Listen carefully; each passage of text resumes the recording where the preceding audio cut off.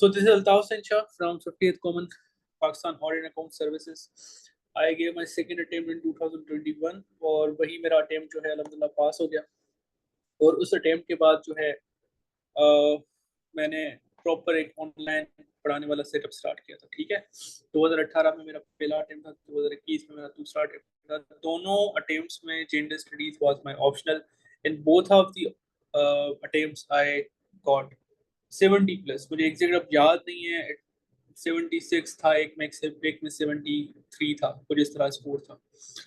तो ये दोनों जो हैं अटेम्प्ट्स में मेरा जो जेंडर स्टडीज का स्कोर था दैट वाज 70 प्लस। उसके बाद अगर मैं आपको पर्सनली अपना एफिलिएशन बताऊं जेंडर स्टडीज से, तो दिस वाज ओनली सब्जेक्ट जो सीएसएस प्रिपरेशन करने के बाद मेरा इंटरेस्ट डेवलप हुआ इस जॉनरा में कि मैं gender, women, stereotypes, issues of gender, feminism, इस किस्म के जो टॉपिक्स हैं उन पे किताबें पढूं। क्योंकि I have been reading since my childhood, और सीएसएस की प्रिपरेशन से पहले I wasn't involved in this kind of genre. मेरा इंटरेस्ट नहीं था, मतलब कभी इस तरह मुझे इसने एक्साइट नहीं किया था। But when I started preparing the gender studies subject for CSS, तो जब मैं इसको पढ़ने लगा तो मुझे काफ़ी इंटरेस्टिंग लगा। जैसे अभी किसने कहा था कि काफ़ी ड्राई सब्जेक्ट है, मेरे साथ टोटली अपोजिट सीन था। मुझे बहुत ही इंटरेस्टिंग लगा, बहुत ही मतलब करंट जो इरा में हम रह रहे हैं उसमें मुझे हाईली रेलेवेंट लगा। क्योंकि in the directions we are heading, तो ये जो सब्जेक्ट है इसकी अंडरस्टैंडिंग, इसमें जो नॉलेज है उसकी अंडरस्टैंडिंग आजकल के टाइम में हाईली रेलेवेंट है। Just give you one example, recent Olympics, इमरान खलीफ है ना, तो उसके जेंडर पे एक बड़ी डिबेट चल रही थी। तो इंटरनेशनल इशू था, celebrities were posting about her, ठीक है। और आप में से कुछ का ओपिनियन ये भी होगा कि उसको अभी भी हिम कह रहे होंगे कि वो लड़की नहीं है, वो बॉय है। I respect all of your opinions. Gender studies is a subject जो थोड़ा बहुत आपका इस चीज में इंटरेस्ट डेवलप कर सकता है कि यू नो थिंग्स कि ये किस तरह की है, जेंडर फ्लूइड जो है वो कॉन्सेप्ट किस तरह है। हाँ, जरूरी नहीं है कि each and every thing you read in gender studies you start following it, बिल्कुल भी नहीं। There are lot of theories in gender studies, there are lot of concepts in gender studies जो just for the sake of knowing it मैंने बस उसको इतना पढ़ा था, but I don't believe in those concepts. मुझे जो है उसकी नॉलेज है, पर उस पर ये नहीं है कि दिस इज राइट। ठीक है, इस तरह का सब्जेक्ट था, इसलिए मेरा इंटरेस्ट डेवलप हुआ। क्योंकि most of the times what we read, या जिस सब्जेक्ट में हम जो जो चीज़ पढ़ते हैं उसमें इतना हमें मतलब डिफरेंस ऑफ ओपिनियन नहीं होता है। But the gender studies is a subject जिसमें आप हाईली ओपिनियनेट हो सकते हैं और डिफरेंसेस रख सकते हैं। पर्सनल लेवल पे पेपर में क्या करना है उसका तरीका थोड़ा मुख्तलिफ होता है, but very doable, very easy to score, to get good score. और honestly if I let you know, तो ये वो सब्जेक्ट है जो आपको काफ़ी और सब्जेक्ट्स में भी हेल्प करेगा। So without rapidly giving you the information from here and there कि यहाँ इस तरह से एक ऑर्गेनाइज तरीके से मैं आपको कुछ चीज़ें बताता हूँ इस सब्जेक्ट के बारे में। जिसने भी इसको ऑप्ट किया है तो ठीक है, जिसने भी ऑप्ट नहीं किया तो उसको जेंडर स्टडीज ऑप्ट क्यों करना चाहिए, उसके लिए सामने मैंने कुछ चीज़ें लिखी हुई हैं। ठीक है, तो सबसे पहले जो चीज़ है वो है why gender studies is an optional in CSS. ठीक है, सबसे पहले कौन सी चीज़ है इसमें, easy to understand. Gender studies वो सब्जेक्ट है जिसमें आपको कोई मुश्किलात नहीं होगी कि आप क्या पढ़ना चाहते हैं, क्या समझ रहे हैं। जैसे अक्सर होता है ना कि काफ़ी चीज़ें ऊपर से गुजर जाती हैं, थ्योरी समझ नहीं आती। तो ये वो सब्जेक्ट है जिसमें आपको इस तरह की कोई भी मुश्किलात नहीं हो। ठीक है, वालेकुम अस्सलाम। और जो भी मैसेज कर रहा है, आई रिक्वेस्ट एवरीवन के फ़िलहाल आप मैसेज ना करें, क्योंकि जितने भी आपके सवाल हैं मैं एट द एंड आपके सारे सवालों के जवाब दूंगा, फिर ही इंशाल्लाह इसको मैं ऑफ करूंगा लेक्चर को। ठीक है, तो इजी टू अंडरस्टैंड इसके जो कॉन्सेप्ट्स हैं, इसमें जो नॉलेज है वो इतनी मुश्किल नहीं है ऑनेस्टली स्पीकिंग। आजकल आप अगर थोड़ा मतलब जनरली चीज़ों को देखेंगे तो औरत मार्च हो गया, वुमेन के इश्यूज हो गए, कोटा अलग से औरतों की, ट्रांसजेंडर के मसले हो गए, मतलब काफ़ी ऐसी चीज़ें हैं जो आप इर्द गिर्द हो रही हैं, मतलब यू नो थिंग्स, ठीक है ना। तो आपके लिए मुश्किल नहीं होगा कि आपको कोई तकलीफ हो या आपको मतलब एक चीज को कोई 3-4 दफा पढ़ना पड़े या कहीं से सुनना पड़े फिर आपको समझ आ जाए। अगर आप एक दफा ही गौर से आप पढ़ लेंगे या किसी को सुन लेंगे, आपको कॉन्सेप्ट समझ में आ जाएगा कि ये जेंडर स्टडीज की जो थ्योरीज हैं या कॉन्सेप्ट्स हैं वो क्या है बेसिकली। और वो छोटा सा पोर्शन है ये जेंडर स्टडीज का जिसमें थ्योरीज हैं, अप्रोचेज हैं। बाकी ये जो सब्जेक्ट है बहुत ही जनरल है। मतलब अगर आपके पास कोई, जैसे आप डेली अगर न्यूज़पेपर भी पढ़ रहे हैं ना, तो आपको मतलब at the end of the time of your attempt आपके पास इतनी नॉलेज होगी कि आपको पता हो कि पाकिस्तान में जेंडर के इश्यूज क्या हैं, औरतों के मसले क्या हैं। और अक्सर जो सवाल आते हैं वो भी इस तरह के आते हैं। तो very easy to understand, easy in retaining as well, क्योंकि जिस तरह मैंने अभी बताया जनरल सा सब्जेक्ट है और थ्योरेटिकल पार्ट अप्रोचेस उसका पोर्शन भी है, लेकिन वो इतना ज़्यादा नहीं है कि आपको परेशानी फेस करनी पड़े उसकी वजह से। तो इस वजह से जो रिटेनिंग एलिमेंट है इस सब्जेक्ट में वो काफ़ी अच्छा है। मैं 2 दफ़ा अटैम्प्ट दे चुका हूँ, दोनों अटैम्प्ट में मुझे मतलब इसको रिपीट करने में और रिपीट करने के बाद प्रोड्यूस करने में, रिप्रोड्यूस करने में, अपने नॉलेज को थोड़ा इधर उधर मोल्ड करके प्रेजेंट करने में कोई मुश्किलात नहीं हुई थी। Same is the case with everyone जिसको मैं जानता हूँ कि कभी मतलब जैसे सोशियोलॉजी हो गया या इंटरनेशनल लॉ हो गया, इवन हिस्ट्री ऑफ यूएसए हो गया, पाकिस्तान अफेयर्स हो गया, ये वो सब्जेक्ट्स हैं जिसके लिए लोग कहते हैं कि यार मतलब नॉलेज तो आ गई लेकिन लिख नहीं पा रहे। जेंडर स्टडीज में I haven't heard from anyone कि वो कह रहा हो कि जो मतलब पास कर चुके हैं सीएसएस मेरे साथ, कि वो कह रहे हो जैसे अभी भी अगर आप मुझसे पूछें तो जो पाकिस्तान अफेयर्स होता था वो मुझे टफ टाइम देता था ओवरऑल, कि मैं इसको किस तरह रिप्रोड्यूस करूँ इसकी नॉलेज को, मतलब कि अच्छा स्कोर दे, क्योंकि काफी कम स्कोर देता था और था भी कंपल्सरी, तो हम उसको स्किप भी नहीं कर सकते थे। और जो रीजन है, very important reason for opting gender studies according to me is the overlapping nature of the subject. This subject has a lot of concepts that are also available in Pakistan affairs, Islamic studies, criminology, sociology, international relations.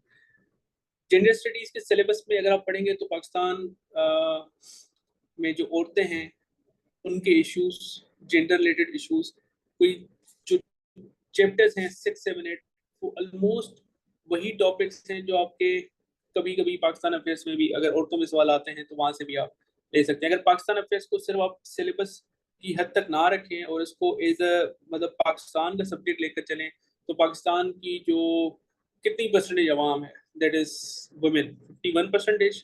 तो 51% जो population है पाकिस्तान की, that is women, और उसके मसले, उनके roles, उनकी issues, उनको उन पे वायलेंस, ये सारी चीजें काफी ओवरलैपिंग करती हैं आपकी general nature of Pakistan affair से। Same goes with Islamic studies. Islamic studies में भी एक चैप्टर है status of women in Islam, ठीक है। इसमें भी एक चैप्टर है जेंडर स्टडीज में status of women in Pakistan. Pakistan is an Islamic republic country, more or less जो है जो वो स्टेटस है उसकी जो हेडिंग आउटलाइंस आप बनाएंगे वो मोर और लेस सेम होंगी, तरीकेकार डिफरेंट होगा। क्रिमिनोलॉजी, सोशियोलॉजी दोनों मेरे ऑप्शनल्स थे और दोनों ही ऑप्शनल्स जो है वो मतलब ये तीनों ऑप्शनल्स जेंडर, क्रिमिनोलॉजी, सोशियोलॉजी, मैं कहता हूँ ये कोई आपस में सिबलिंग्स हैं, इनका कोई रिश्ता है, क्योंकि इन तीनों में जो मोस्टली थ्योरीज हैं वो तीनों में सही से अडॉप्ट हो सकती हैं। तीनों की इवन जो जॉर्गन है वो भी इधर उधर आप यूज कर सकते हैं, जैसे नॉर्म, वैल्यूज, बिलीफ, इस तरह की बातें हो गई। और जो जनरल थ्योरीज है जैसे सोशल लर्निंग थ्योरी हो गई वो तीनों में ही है। तीनों में ही जो है वो आपको एलिमेंट्स मिलते हैं, women and crime, gender and crime, इस तरह की बातों के। इंटरनेशनल रिलेशंस ये भी मेरा ऑप्शन रह चुका है और मुझे पता है कि इंटरनेशनल रिलेशंस में जो है फेमिनिज्म, ग्लोबलाइजेशन, फेमिनिस्ट मूवमेंट्स, ये सारी चीजें डिस्कस होती हैं। बिल्कुल छोटा सा पोर्शन है पर डिस्कस होती हैं। तो इस वजह से ये कुछ एलिमेंट्स हैं जिसकी वजह से आपको मतलब कंसीडर करना चाहिए कि जेंडर स्टडीज हम ऑप्ट कर सकते हैं, क्योंकि इसकी कुछ चीज़ें ऐसी हैं जो ओवरलैप करती रहती हैं। अगर इस ओवरलैपिंग नेचर को आप नहीं मानते हैं तो इस चीज़ को तो ज़रूर माने जो पॉइंट नंबर 4 है, हेल्पफुल इन एसे।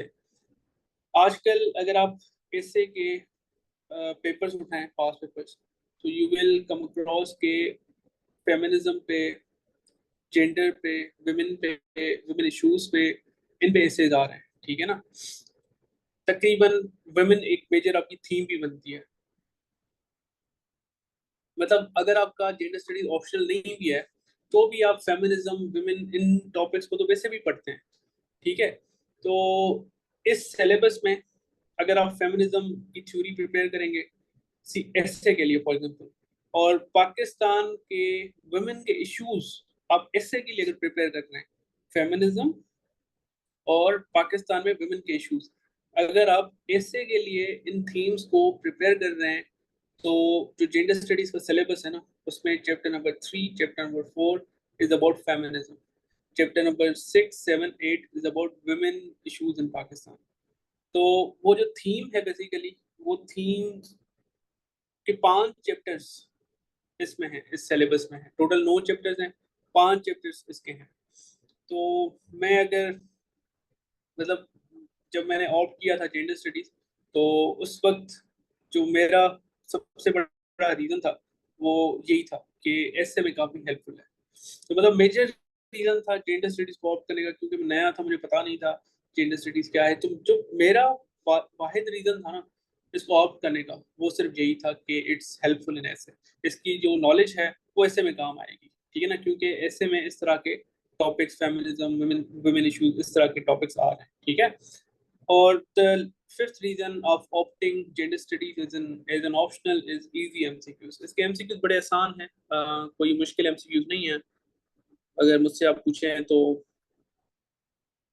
काफी इसके जो एमसीक्यूज हैं वो बहुत ही आसान है, ठीक है।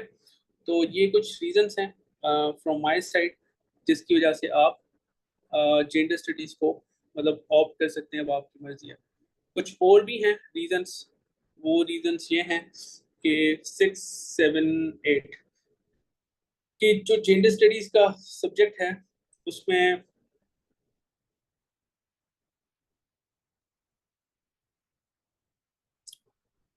जस्ट अ मिनट, आकाशा आप वही हैं जो मेरी स्टूडेंट है?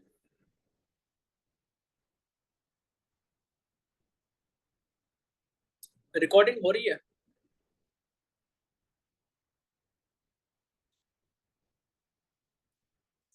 Thank you. तो जो ये चीज है point number 6, this is about current scoring trend. तो अक्सर जब आप लोग ऑप्शनल, कभी भी आप कोई ऑप्शनल चूज करते हैं तो आप उसका स्कोर जरूर देखते हैं, ठीक है ना। ये मतलब एक Para सवाल, que Champions League ये सवाल एस्पायरेंट्स का अक्सर रहता है कि ये स्कोर दे रहा है या नहीं दे रहा। तो अगर करंट स्कोरिंग की बात करें तो आप खुद ही देख लें कि स्कोर दे रहा है, बिल्कुल दे रहा है, ठीक है, अच्छा खासा स्कोर दे है रहा है। कि बंदे रिपोर्टर लाई है। रिसेंट जो स्कोर है हाँ। जेंडर स्टडीज का, वो लोगों का 89, 88 ये भी स्कोर आया है, ठीक है। उसके बाद जो जेंडर स्टडीज का सब्जेक्ट है उसमें जो फैक्ट्स हो गए, ये सारी चीजें हो गई, इन सारी चीजों का जो मिलना होता है वो भी बड़ा इजी है सब्जेक्ट में। क्योंकि एक तो हम मतलब पाकिस्तान के ही पर्सपेक्टिव में देख लें तो पाकिस्तान के पर्सपेक्टिव में एक चीज़ आपको मिलती है कि पाकिस्तान में औरत की मतलब काफ़ी इश्यूज हैं ओवरऑल। मतलब आप डेली बेसिस पे अखबार देख लें तो डोमेस्टिक वायलेंस, इस तरह की चीज़ें आपको अक्सर नज़र आती हैं, पढ़ने में मिलती हैं, ठीक है। या ये नहीं तो मतलब एक और पर्सपेक्टिव से भी देख लें, अभी कारसाज वाला जो इवेंट हुआ था, कारसाज वाले इवेंट में जो है आपने देखा होगा कि एक औरत इन्वॉल्व थी। एक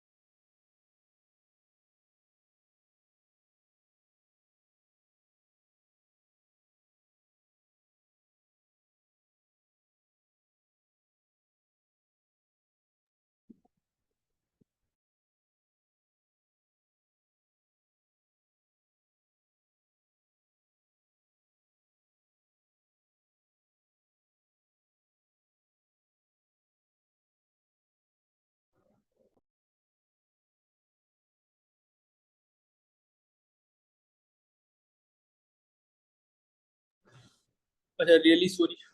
तो मैं बात कर रहा था फैक्ट्स की, है ना। तो फैक्ट्स जो हैं जेंडर स्टडीज के, मिलना बहुत आसान है, कोई मुश्किल काम नहीं है।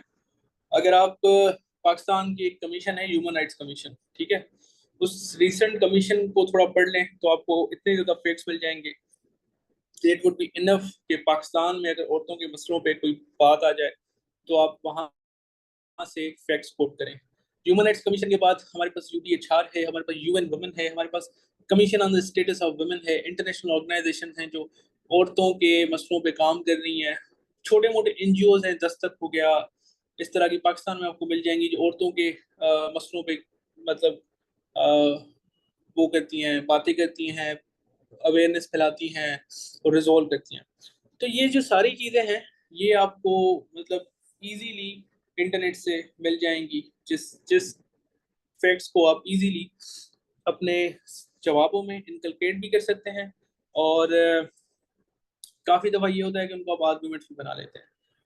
सिलेबस की अगर बात करें तो इस सच कोई बड़ा सिलेबस भी नहीं है, 9 चैप्टर्स हैं और 9 चैप्टर्स मैंने आपके लिए इजी डिवाइड किया हुआ है नीचे, जो मैं आपको भी थोड़ा समझाऊंगा कि ये जो 9 चैप्टर्स हैं उनको किस तरह पढ़ना है, ठीक है। तो ये जो 9 चैप्टर्स हैं, इन 9 चैप्टर्स में अगर आप चैप्टर नंबर 1 देखेंगे तो chapter number 1 is pure introduction of the subject, कि जेंडर स्टडीज है क्या, जेंडर स्टडीज के बेसिक्स क्या हैं, नेचर क्या है, स्कोप क्या है, और जेंडर स्टडीज की एक नेचर, मतलब जेंडर स्टडीज, वुमेन स्टडीज से ही जेंडर स्टडीज सब्जेक्ट निकला था। तो एक डिबेट चलती रहती है कि ये ऑटोनोमस रहे या इंटीग्रेट हो जाए।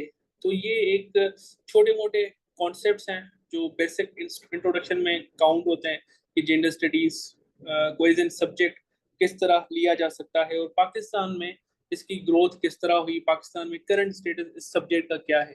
तो chapter number 1 is very easy, उसमें कुछ भी नहीं है, सिर्फ इंट्रोडक्शन है। और अक्सर पास्ट पेपर अगर आप देखेंगे तो एक सवाल इस इंट्रोडक्शन में से आता है, ठीक है। आते हैं चैप्टर नंबर 2 और 5 पे। चैप्टर नंबर 2 और 5 contain theories, approaches and perspectives. जो भी थ्योरेटिकल पार्ट है वो चैप्टर नंबर 2 और 5 में आपको मिलेगा। Chapter number 2 is titled is social construction of gender, ठीक है, कि जो जेंडर है उसको सोशली किस तरह कंस्ट्रक्ट किया जाता है। क्योंकि एक जब हम सिलेबस पूरा कवर करेंगे तो एक हम टॉपिक पढ़ेंगे सेक्स वर्सेस जेंडर, कि सेक्स को नेचुरली कंस्ट्रक्टेड कहा जाता है और जेंडर को सोशली कंस्ट्रक्टेड कहा जाता है। तो इन दोनों के बीच में डिफरेंसेस क्या हैं, किस तरीके से जेंडर सोशली कंस्ट्रक्टेड है। और आजकल मॉडर्न इरा में मोस्टली जो डिबेट है, ये जो आप देखते हैं एलजीबीटी या इस तरह की चीज़ें वेस्टर्न मीडिया में, इवन पाकिस्तान में भी, वो हाईली मतलब कन्फाइंड है इस चीज़ पे कि उनका मतलब बेसिक जो आर्ग्यूमेंट है ना वो यही से डेवलप होता है कि जो जेंडर है वो सोशली कंस्ट्रक्टेड है या वो नेचुरली है। तो आपको काफ़ी लोग इस तरह मिलेंगे कि ये मैं पैदा ही इस तरह हुआ हूँ। काफ़ी आपको आर्ग्यूमेंट्स इसके भी मिलेंगे कि ये सोशली कंस्ट्रक्टेड होता है और क्या फैक्टर्स होते हैं इसको कंस्ट्रक्ट करवाने में। तो ये सारी जो चैप्टर नंबर 2 है इसमें mostly we will be discussing this के सोशली कंस्ट्रक्टेड किस तरह से है जेंडर, और है भी या नहीं, और सेक्स जो है क्या वो भी सोशली डिटरमाइंड हो सकता है। तो ये चैप्टर नंबर 2 में सारी थ्योरीज, कॉन्सेप्ट, पर्सपेक्टिव्स हैं। इसी तरह चैप्टर नंबर जो 5 है उसमें भी कुछ इंपॉर्टेंट आपकी थ्योरीज हैं जो है तो जनरल थ्योरीज है, वो इंटरनेशनल रिलेशंस की थ्योरीज, जैसे modernisation theory, world system theory, structural functionalism theory social studies की है, डिपेंडेंसी थ्योरी आपको इंटरनेशनल रिलेशंस में मिलेगी। तो ये सारी जो थ्योरीज हैं ये है मोस्टली आईआर की। अब इन सारी थ्योरीज में जेंडर कहाँ पे फॉल करता है वो इस चैप्टर नंबर 5 में हम पढ़ेंगे। तो चैप्टर नंबर 2 और 5 are about the perspectives, theories and approaches, ठीक है। उसके बाद आता है चैप्टर नंबर 3 और 4। चैप्टर नंबर 3 और 4 आर प्योरली अबाउट फेमिनिज्म। बहुत आपने सुना होगा फेमिनिज्म है क्या, फेमिनिज्म जो है हाईजेक हो चुकी है, फेमिनिज्म जो है वो पाकिस्तान खराब कर रही है, फेमिनिज्म जो है वो रिलीजन से दूर कर रही है चीज़ों को, फेमिनिज्म जो है वो वेस्टर्न एजेंडा है। तो इन सारी चीज़ों को भी जनरली डिस्कस करेंगे, पर पेपर में क्या करना है उस पर हमारा ज़्यादा फोकस होगा, ठीक है, कि फेमिनिज्म है क्या, फेमिनिज्म के टाइप्स किस तरह के हैं, फेमिनिज्म का करंट स्टेटस क्या है, उसकी कुछ थ्योरीज हैं वो पढ़ेंगे, और फिर उसके बाद पढ़ेंगे कि इसकी वेव्स क्या है और करंट कौन सी वेव चल रही है, पाकिस्तान में कौन सी वेव चल रही है, और कौन सी वेव ने क्या प्रोड्यूस किया, क्या मसले थे, क्या क्रिटिसिज्म है, और इसी तरीके से फ्यूचर क्या हो सकता है, that would be discussed in chapter number 3 and 4। ठीक है, उसके बाद आते हैं चैप्टर नंबर 6, 7, 8। जो मैं पढ़ाऊंगा वो इसी ब्रेकडाउन के हिसाब से पढ़ाऊंगा, मतलब वी वोंट बी गोइंग कि चैप्टर 1 फिर चैप्टर 2 फिर चैप्टर 3 फिर चैप्टर 4, क्योंकि मैंने जो पढ़ा था वो इसी तरह पढ़ा था, मेरे जो नोट्स बने हुए हैं वो इसी तरह बने हुए हैं, और इसी तरह ये इजी सब्जेक्ट है कि चैप्टर नंबर 1 के बाद आप 2 and 5 साथ में पढ़ें, 3 and 4 को साथ में पढ़ें, फिर 6, 7, 8 इनको इकट्ठा करके, मतलब अगर मैं पार्ट्स बताऊं तो ये chapter number 1 is part A, chapter number 2 and 5 are part B, 3 and 4 are part C, chapter number 6, 7, 8 are part 4, और ये तो आखिरी वाला चैप्टर नंबर 9 ये तो पार्ट इस तरह का है ही नहीं, छोटे से नोट्स हैं सिर्फ। तो चैप्टर नंबर 6, 7, 8 जो है वो पूरा जो ये पार्ट है this is about gender in Pakistan, कि अब हमने इंट्रोडक्शन पढ़ लिया, समझ लिया कि जेंडर क्या है, सेक्स क्या है, फर्क हमें समझ आ गया, हमने ये भी मालूम कर लिया कि फेमिनिज्म क्या होता है, थ्योरीज क्या हैं। अब हम आते हैं पाकिस्तान में, कि पाकिस्तान में औरत का स्टेटस क्या है। अब एक चीज आपने नोट की होगी कि मैं जेंडर और वुमेन को थोड़ा इंटरचेंजेबली यूज कर रहा हूँ, ठीक है ना, that's not my fault. Gender studies के अगर आप थोड़ी आप इंटरनेशनल किताबें पढ़ेंगे, ठीक है, इंटरनेशनल नेचर की किताबें पढ़ेंगे, उसमें भी यू विल फाइंड कि मोस्टली जो विमेन है थोड़ी, मतलब 1980s 90s 2000s की जो किताबें हैं जो आजकल ये रिकमेंडेड भी हैं, चल भी रही हैं, उसमें मोस्टली मतलब जेंडर में सिर्फ औरत को डिस्कस किया गया है। अभी आप 2015 और स्पेशली 2020 के बाद वाली जो किताबें पढ़ेंगे ना, उसमें you will find all the genders, transgender, अभी ये ही शी हिम हर इस तरह के concept, him and her, bisexual, multi इस तरह की चीजें यू विल फाइंड, मतलब अ लॉट ऑफ, मतलब कॉम्प्लेक्सिटी ऑनेस्टली, ठीक है, कि जो आजकल की 2000 मतलब 20 के ऑनवर्ड्स जो किताबें आ रही हैं, ठीक है, recently I was reading a book sexuality revolution, ठीक है, मैं दिमाग घुमा दिया उस किताब ने। तो ये जो इंटरचेंजेबली मैं यूज कर रहा हूँ उसके पीछे एक ही रीजन है कि क्योंकि आपके जो सिलेबस है तो जेंडर स्टडीज का, बट उसमें जो मेजर चंक है वो है ही वुमेन का, ठीक है।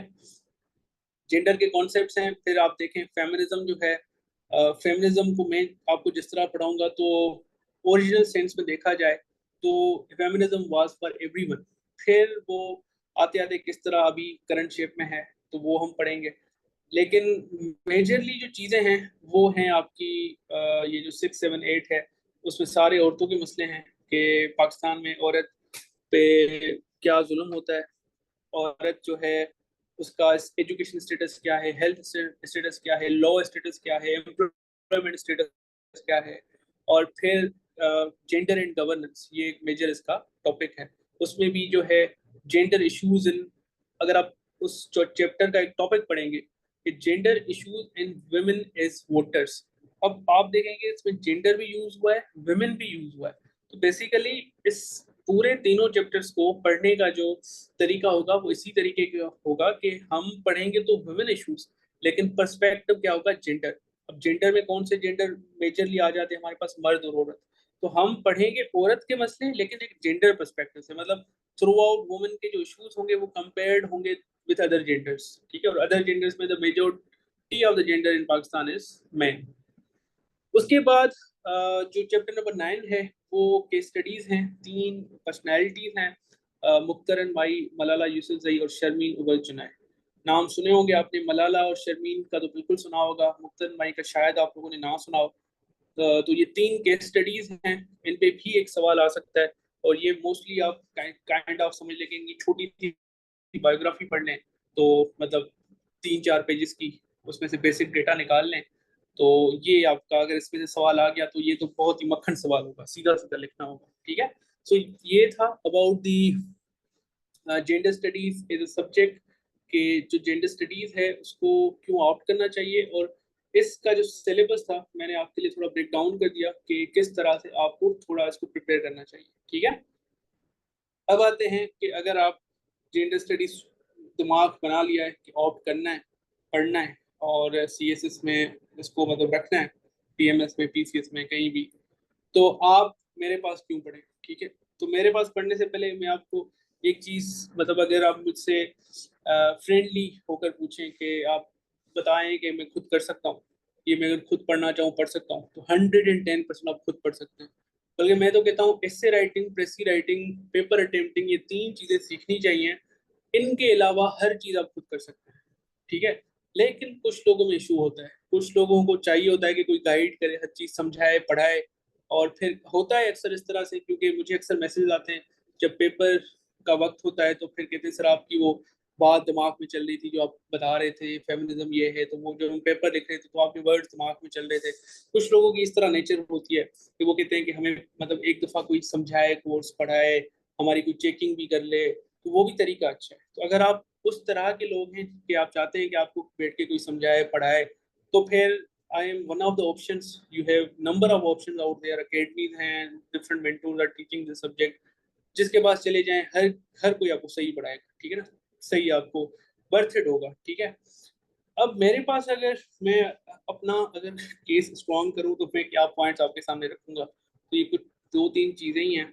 एक तो मैं आपके पहले बेसिक स्ट्रॉन्ग कराऊंगा। बेसिक्स में क्या मतलब, बेसिक जो कॉन्सेप्ट्स हैं जेंडर के, वो मेरा फोकस होगा कि उसको पहले थोड़ा स्ट्रेंथन करके फिर मैं आपको एम्पावर्ड करूं पूरे सब्जेक्ट में, कि जैसे मतलब कोई भी टॉपिक आ जाए, आउट ऑफ सिलेबस भी आ जाए, तो इजीली आप इसको कर सकें, ठीक है। उसके बाद मेरा जो मेन फोकस होगा इस सब्जेक्ट को पढ़ाने में, वो होगा पेपर प्रेजेंटेशन में। क्योंकि अल्टीमेटली आप में से कोई शायद ऐसा भी हो जिसका जेंडर स्टडीज में बैचलर्स किया हो या जेंडर स्टडीज में मास्टर्स कर रहा हो, शायद आप में से कोई ऐसा हो, ठीक है। नहीं हो तो क्या पता आप में से कोई ऐसा हो जिसका जेंडर स्टडीज में बड़ा इंटरेस्ट है, बड़ी किताबें पढ़ी हुई है मेरी तरह। तो एग्जामिनर को ये नहीं पता कि आपका जेंडर स्टडी में मास्टर है या आपने काफी रीडिंग की हुई है, या you have tremendous knowledge of gender studies. Examiner के पास सिर्फ कॉपी आएगी और वो कॉपी पे जज करेगा कि पास या फेल।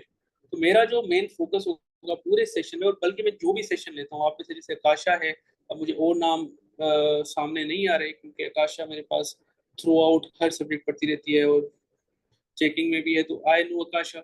आकाशा जो है वो ऐसे में भी है, क्रिमिनोलॉजी में भी है, इंग्लिश में भी है। आई थिंक जो मैंने मेरे प्लेटफॉर्म से चले हैं, हर Iqra Lodhi, exactly Iqra Lodhi was in my essay batch. तो ये जो हैं मतलब सबूत होंगे तो बैठे पूछ ले मेरे आप इनसे। तो मेरा जो फोकस होता है नोमान शेख भी कि ठीक है, बहुत सारे लोग हैं, थैंक यू। तो आप लोग जेंडर स्टडीज क्यों नहीं पढ़ रहे, क्यों अभी तक आप लोगों ने इनरोल नहीं कराया। शहजादी नूर भी, ठीक है, शहनीला भी, एग्जैक्टली एग्जैक्टली, बिल्कुल बिल्कुल। ये सब लोग जो बैठे हैं, जो मेरे पास कुछ इधर उधर की चीजें पढ़ते हैं, तो ये सब लोग ये भी कहेंगे, मतलब जबरदस्ती नहीं, फिर से बोले पूछ लें कि मेरा जो मेन फोकस होता है अपने इस पूरे सेशन में, वो होता है कि आपका पेपर ठीक करना, कि आपने जो चीजें लिखी हैं, ऐसे क्रिमिनोलॉजी के पेपर, जिसके पेपर, वो ठीक हो जाए, प्रेजेंटेशन टू द पॉइंट आ जाए। और सिर्फ प्रेजेंटेशन नहीं, कंटेंट भी, हर चीज जो है वो आपकी मतलब एग्जामिनर के सामने हो जाएगी, सही जाए, ठीक है। तो ये जो चीजें हैं, ये आप लोग मेरे से इंशाल्लाह इस चीज में नाराज नहीं होंगे। भाई नोमान, हाँ भाई रहता हूँ, ठीक हो गया, क्या हो गया, खैरियत, घर आना है, घर आकर जेंडर स्टडीज पढ़ोगे क्या। और उसके बाद जो है हम पास्ट पेपर एनालिसिस भी करेंगे। और ऑफ कायनात कहाँ से आ गई, और देखे एक ही है, अल्ताफ का। अच्छी बात है आपने इस तरह का नाम रखा हुआ है, और ऑफ कायनात, गुड टू नो। और ये जो है हमारे सेशन में एक और चीज होगी, वो होगी फन, जो अभी मैं थोड़ा बहुत करने की कोशिश भी कर रहा हूँ, और मेरी आदत भी है कि आई मतलब गिव स्पेस टू स्टूडेंट, वो भी बात करें, मैं भी इस तरह की थोड़ी फन रिलेटेड बातें करें, तो जैसे ओवरऑल ओवरऑल मतलब ड्राई ना रही चीजें। तो आपका जो अ, ये है पास पेपर एनालिसिस, ये बहुत ही इम्पोर्टेंट होता है हर सब्जेक्ट के लिए, कि आप मतलब पास पेपर्स को देखें, उसको थोड़ा एनालाइज करें, और फिर प्रिडिक्ट भी करें कि आगे किस तरह के सवाल आ सकते हैं, और एनालिसिस करके अपनी मतलब वो करें शॉर्ट लिस्टिंग कि कौन से टॉपिक्स करने हैं, कौन से नहीं करने। तो और करने तो सारे हैं, मतलब कौन से ज्यादा फोकस स्टडी करनी है, किसको किस तरीके का टाइम देना है। तो पास पेपर एनालिसिस में हम जो है ये चीजें करने के साथ साथ ये भी करेंगे कि मैं आपको कोई 6-7 सवाल मतलब करके दिखाऊंगा अभी से ही कि इसको इस तरह से किया जा सकता है। वो 6-7 सवाल करने के बाद मुझे नहीं लगता कि आपको किसी भी सवाल में प्रॉब्लम होगी कि उसको किस तरह किया जाए, ठीक है। और फिर जो रीजन है मेरे पास पढ़ने का वो ये भी है कि मेरा 70+ स्कोर है दोनों ऑप्शंस में। तो मेरी कोशिश भी ये होगी कि आपका मुझसे भी ज्यादा हो। उसके बाद सक्सेस ऑफ स्टूडेंट्स, ये भी एक एलिमेंट है। मेरे कुछ स्टूडेंट्स पास भी हुए हैं रिसेंटली। एसपीएससी का जो पीएमएस हुआ था उसमें जो जमाली साहब हैं टॉपर, वो मेरे जेंडर स्टडीज के, क्रिमिनोलॉजी के और ऐसे के स्टूडेंट रह चुके हैं। तो कुछ लोग अगर कहीं सर उसका प्रूफ दें तो इंस्टाग्राम पे मैंने उसका वीडियो भी रखा हुआ है, ठीक है।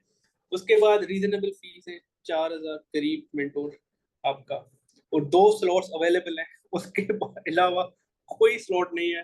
तो अगर आप चाहते हैं कि आप मेरे पास पढ़ें तो ये सारी चीजें हैं जो मैं आपको दूंगा, ठीक है। और अब जो है 4,000 पर कोर्स नहीं, 4,000 फॉर दिस कोर्स, ठीक है, 4,000 पर कोर्स नहीं।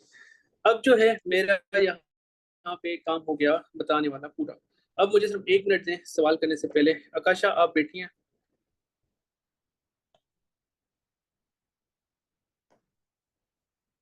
मैं आपको एडमिन बना रहा हूँ, ये रिकॉर्डिंग स्टॉप तो कर दें। पता नहीं क्यों ये मेरी तरफ से ना फिर से इशू हो रहा है।